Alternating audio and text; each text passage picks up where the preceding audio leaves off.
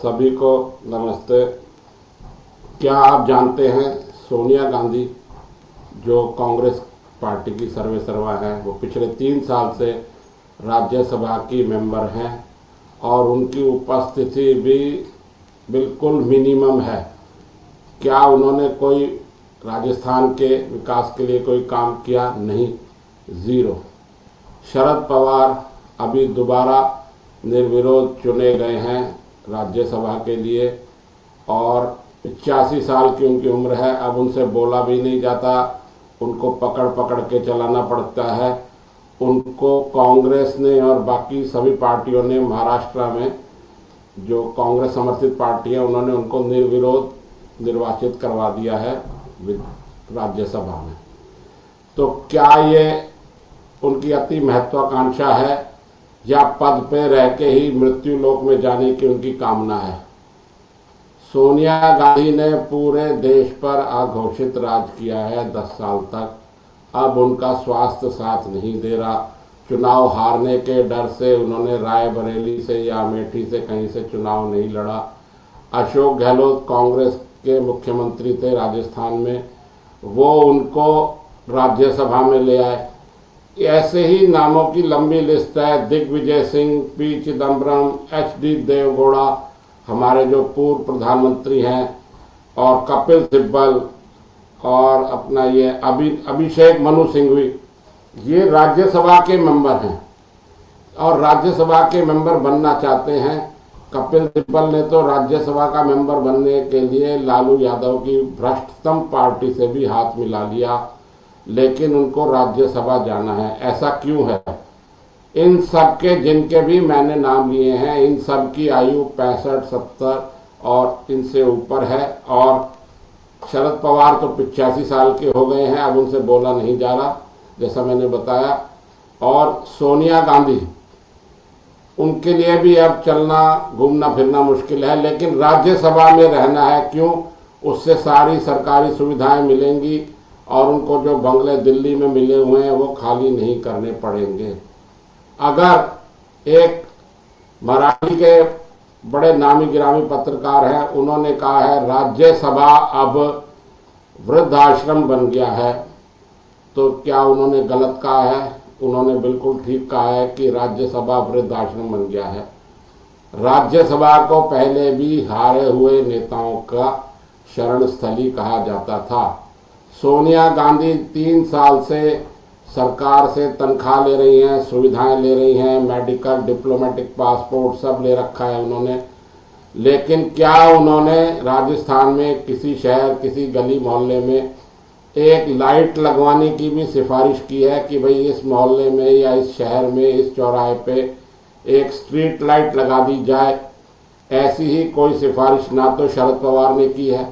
वो तो वैसे भी राजनीति के चाणक्य माने जाते हैं। पता नहीं कैसे चाणक्य हैं जो अपने बलबूते पर आज तक खुद मुख्यमंत्री नहीं बन सके।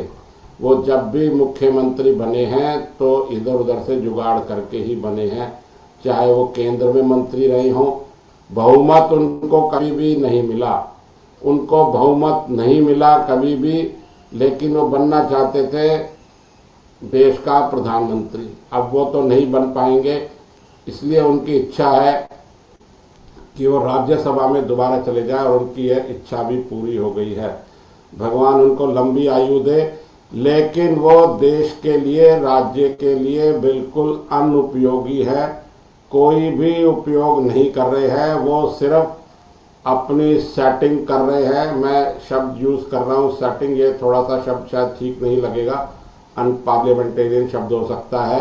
अपनी लड़की को वो सेट करना चाहते हैं। उनके भतीजे जो है अजीत पवार, उनकी आकस्मिक मृत्यु हो चुकी है और उसके साथ भी वो खेल खेलते थे।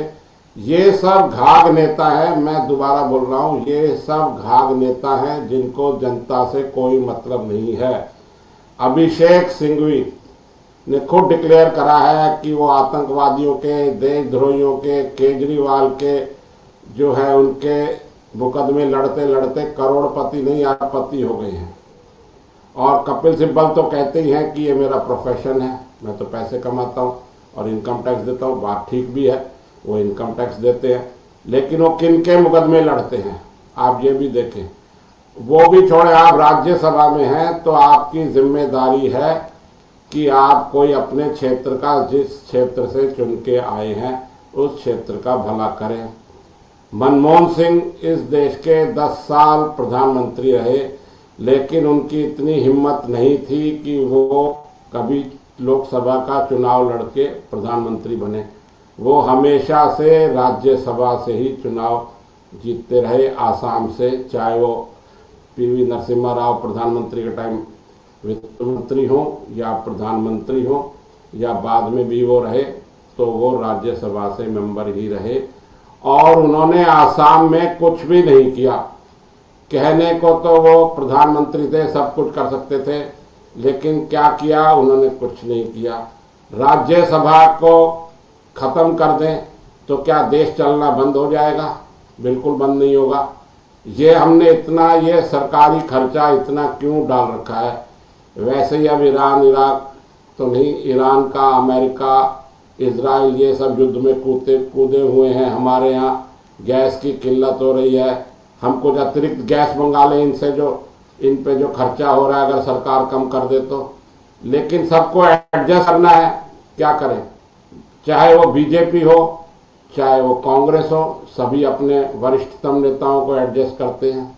बीजेपी ने भी अपना, राजस्थान से हैं घनश्याम तिवारी, उनको एडजस्ट कर रखा है। भाई वो वरिष्ठतम नेता हैं, उनको नाराज नहीं करना, उनको राज्यसभा में भेजा है। चलो वो तो फिर भी कुछ बोलते हैं, लेकिन मैं दोबारा इनके नाम लेके अपनी बात खत्म करूंगा। सोनिया गांधी ने पिछले 3 साल में एज ए राज्यसभा मेंबर क्या योगदान दिया? शरद पवार ने क्या योगदान दिया? कुछ नहीं। अभिषेक मनु सिंघवी ने क्या कोई प्रश्न पूछा? अगर वो किसी मंत्री से प्रश्न पूछ लेंगे तो उनकी तो बेइज्जती हो जाएगी, क्योंकि वो तो उनसे अपने आप को ऊंचे दर्जे का समझते हैं। ऐसे ही हमारे कपिल सिब्बल है, ये सब मंत्रियों से, इन सब से ऊपर हैं, और ये प्रश्न पूछ लें ऐसा हो नहीं सकता। ना ये काम करना चाहते हैं, ना करते हुए दिखना चाहते हैं।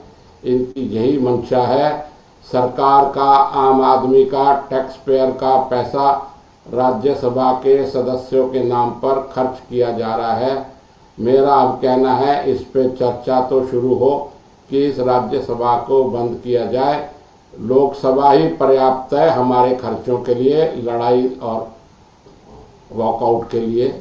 राज्यसभा को इससे बख्शा जाए और इसको कुछ टाइम के लिए सस्पेंड कर दिया जाए तो ही अच्छा होगा। इसमें कई कानूनी मसले होंगे, इस पे आप चिंतन करें। आज बस यहीं तक। आपने यह वीडियो देखा, इसके लिए आपका बहुत बहुत धन्यवाद। जय हिंद, जय भारत।